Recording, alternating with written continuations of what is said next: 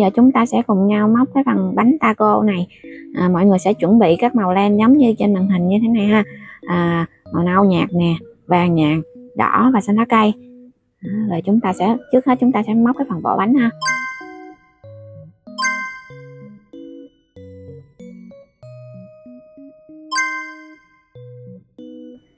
Để móc phần vỏ bánh này mình sẽ tạo một vòng tròn ma thuật.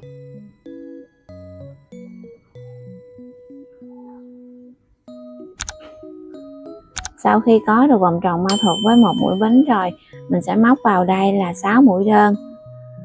1 2 3 4 5 và 6. Lúc này mình sẽ kéo cái vòng tròn ma thuật lại. Rồi, mình móc qua mũi đơn đầu tiên này một mũi dời để mình kết hàng. Rồi, lên một bính. Để bắt đầu hàng móc thì mình sẽ lên một bính. Thì sau này mình sẽ không có nhắc lại ha. Mọi người cứ lên một bính và móc theo thôi. Ở chân móc đầu tiên này mình sẽ móc vào đây là một mũi tăng.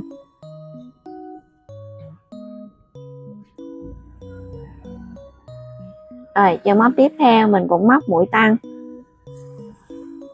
Ở mỗi chân móc mình sẽ móc một mũi tăng cho đến hết hàng. Thì kết thúc hàng móc thứ hai mình sẽ có là 12 chân mũi.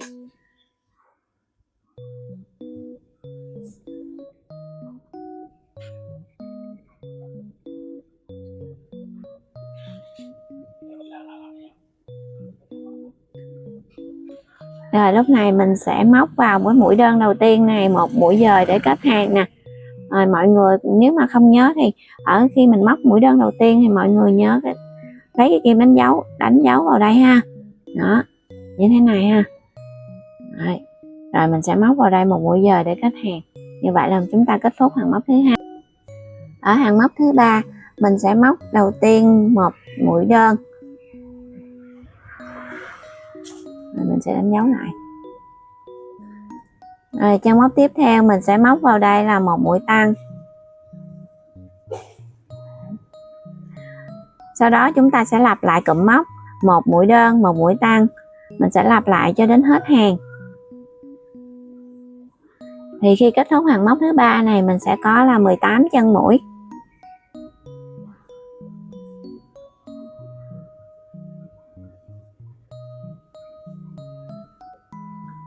Hàng móc thứ tư, chân móc đầu tiên này mình sẽ móc vào đây một mũi đơn. Chân móc tiếp theo mình móc mũi tăng. Rồi chân móc tiếp theo nữa mình móc một mũi đơn. Lúc này mình sẽ lặp lại toàn bộ cụm móc này cho đến hết hàng. Có nghĩa là một mũi đơn, một mũi tăng, một mũi đơn. Chúng ta lặp lại ha. Và khi kết thúc hàng móc thứ tư này mình sẽ có 24 chân mũi.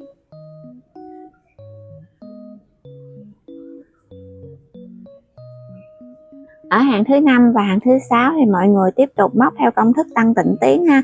Nó sẽ tăng đều như thế này. Lúc này là mình đã móc xong hàng thứ 6 rồi nè. Mình sẽ để công thức trên màn hình để mọi người có thể móc dễ dàng ha. Rồi móc xong hàng thứ 6 thì mình kéo đoạn len ra như thế này nè. Rồi mình cắt len này đi. Rồi mình sẽ dùng kim khâu len để mà giấu đi cái đoạn len thừa này.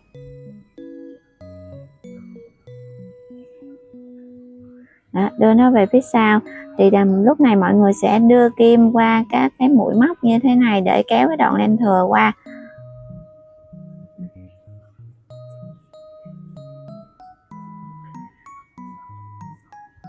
Rồi chúng ta chỉ cần kéo nó đi một đoạn như thế này là chúng ta có thể cắt được. Rồi đồng thời mình cũng cắt luôn cái phần phía dưới này. Đó. Đây, mình đã xong cái phần vỏ bánh rồi. Rồi từ cái phần vỏ bánh này chúng ta sẽ móc cái đoạn lá xà lách như thế này ha, nó sẽ đi một đoạn nha. Thì ở đây từ cái chỗ mà mình móc mũi dời để kết hàng đó, mình sẽ đánh dấu nó lại chỗ này nha.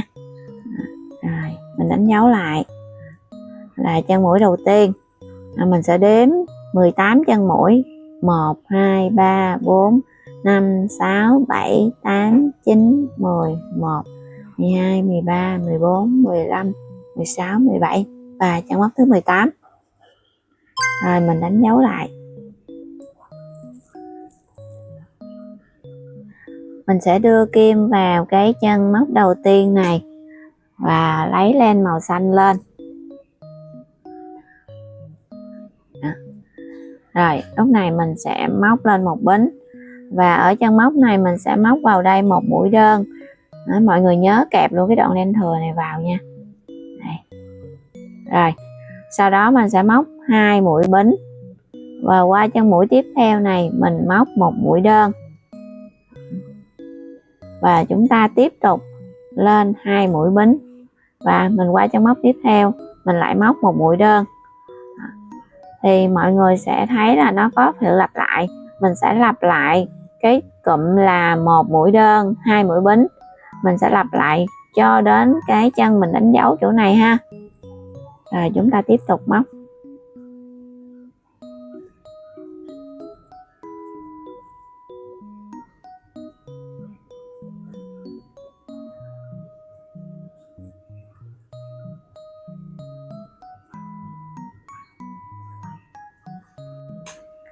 Rồi khi mình đi đến cái chân móc cuối cùng này, mình móc vào đây rồi mình sẽ cắt len, và cũng tương tự như vậy mọi người sẽ giấu đoạn len thừa đi ha.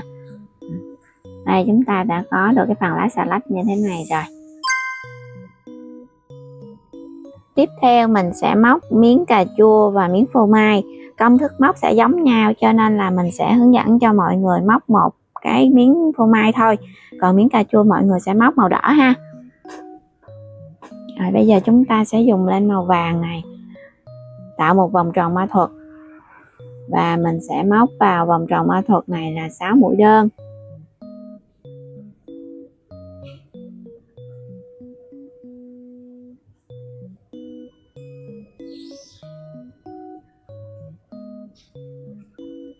Rồi khi mình kéo vòng tròn ma thuật lại, mình sẽ móc một mũi dời để mình kết hàng. Rồi chúng ta sẽ tiếp tục móc hàng móc thứ hai. Ở chân móc đầu tiên này mình sẽ móc vào đây là một mũi tăng. Rồi qua chân móc tiếp theo mình cũng móc mũi tăng, và cứ tương tự như vậy mỗi chân móc mọi người sẽ móc một mũi tăng cho đến hết hàng. Thì khi kết thúc hàng móc thứ hai này mình sẽ có 12 chân mũi ha.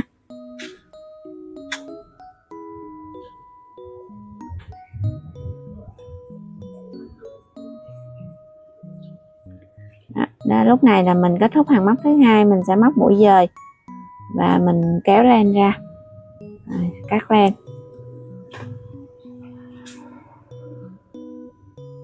Mọi người sẽ làm tương tự cho cái miếng cà chua ha. Đến đây thì lát nữa mình sẽ dán nó lại. Rồi đến cái phần lá rau mùi này nè, mình làm là 3 màu nhưng mà mình sẽ hướng dẫn cho mọi người làm một màu xanh đậm thôi, thì mọi người có thể thay đổi màu theo ý thích ha. Trước hết chúng ta sẽ tạo vòng tròn ma thuật,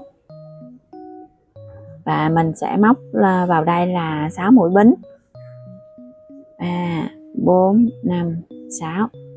Thì mình quay lại từ chân thứ hai tính từ kim nè, mình móc vào đây là một mũi đơn. Rồi chân tiếp theo mình móc mũi đơn, chân tiếp theo mình cũng móc mũi đơn.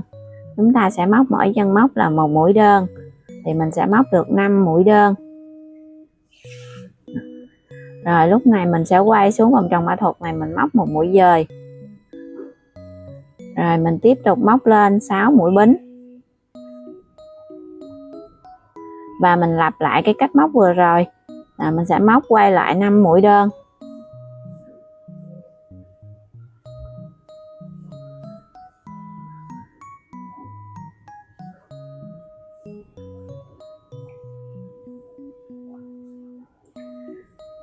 Lúc này mình cũng đưa xuống vòng tròn ma thuật và mình móc một mũi dời. Rồi mình sẽ móc 4 mũi bính nha.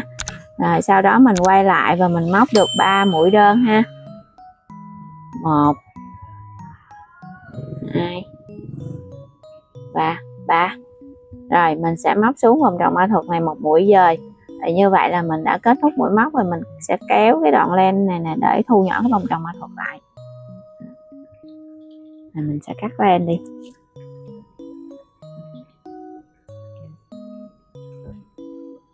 Thì khi mà mọi người sẽ tạo hình để dán vào, mọi người sẽ tạo hình như thế này ha, mình kẹp nó làm như thế này nè. Chúng ta sẽ cùng nhau dán cái bánh taco này.